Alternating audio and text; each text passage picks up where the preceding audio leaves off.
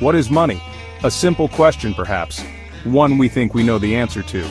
Yet, as I found myself wandering the labyrinthine streets of Delhi one stifling summer night, the question echoed with an unsettling resonance.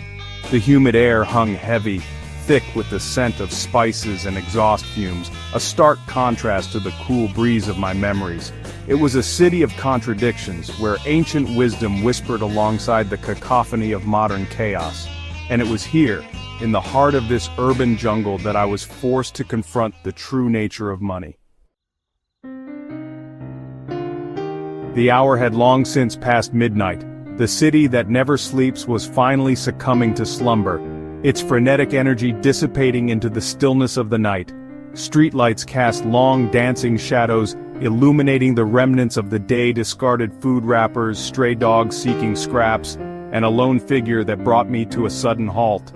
A young girl, no older than 10, stood precariously close to the edge of a darkened street stall. Her clothes, worn and faded, hung loosely on her thin frame.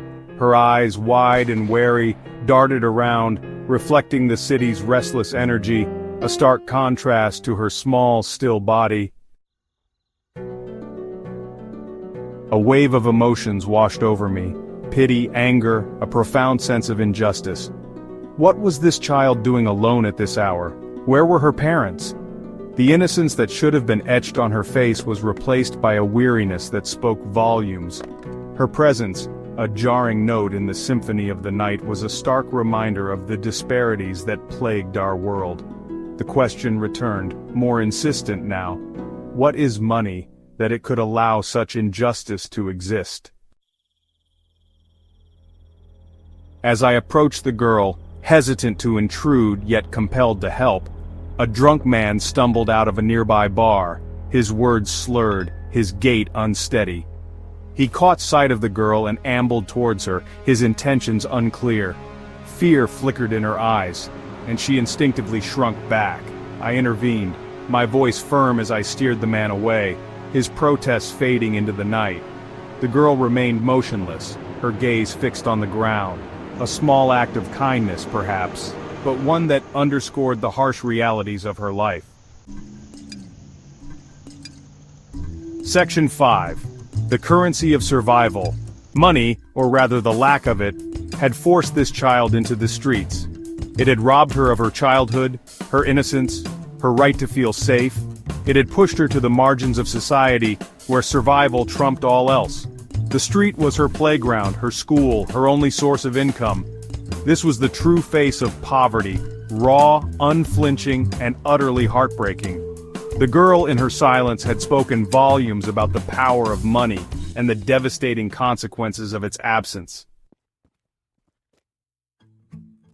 Section 6. Dreams deferred, aspirations bought. I thought of my own childhood filled with carefree laughter and boundless dreams.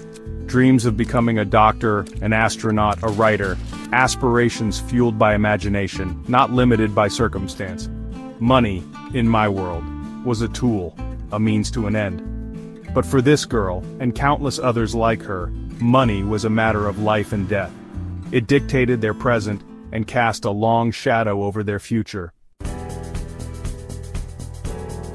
Section 7. The price of freedom.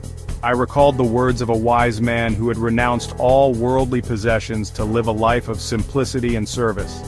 He had said that true freedom lay not in the accumulation of wealth, but in the liberation from its grip. His words, once abstract and idealistic, now resonated with newfound clarity. For those trapped in the cycle of poverty, money was not a source of freedom but a cruel master, dictating their every move. Section 8. A world painted green. The girl remained etched in my mind long after I left her that night. Her image, a haunting reminder of the human cost of our economic systems. We live in a world obsessed with money, where success is measured in dollars and cents, where the pursuit of wealth trumps all other values. We are taught to chase the almighty dollar, to climb the corporate ladder, to accumulate more.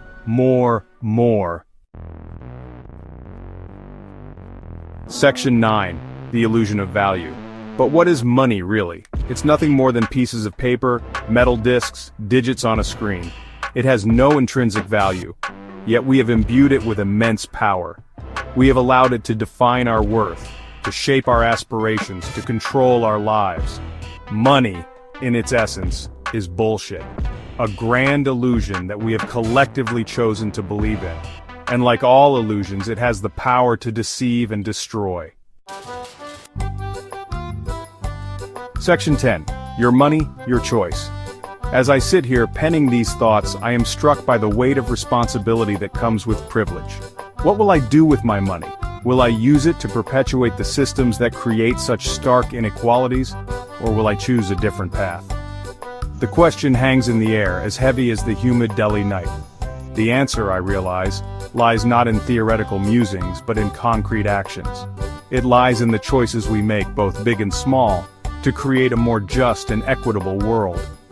The girl in Delhi may never know my name, but her silent plea for justice will forever echo in my heart, a constant reminder that the true measure of a society lies not in its GDP, but in the well-being of its most vulnerable members.